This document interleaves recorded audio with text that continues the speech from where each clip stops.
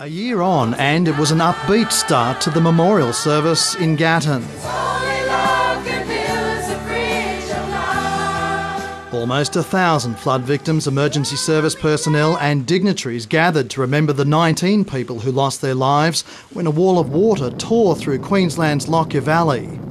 We, the leaders of the nation and this state, honour you in this place, this region made sacred by courage and by loss. The Governor-General paid tribute to the resilience of the locals and thanked those who helped in the aftermath.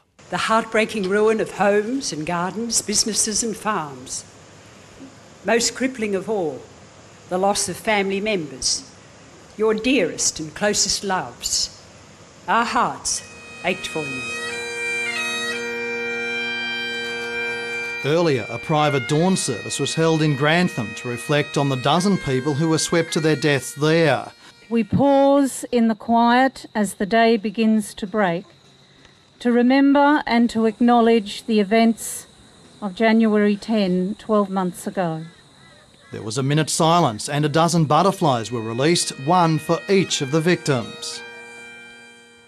Last night, hundreds gathered in Toowoomba to reflect on the devastation that hit their community. They paid special tribute to a mother and her son who were taken by the floodwaters. It's not the damage to property, to roads, to businesses, to farms that strikes a chord with all of us. It's the human face of the floods that endures and which captures our hearts. The local mayor says the rebuilding of lives continues. Many of them are still recovering from those events.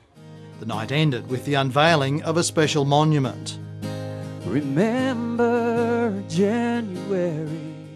James Kelly, ABC News.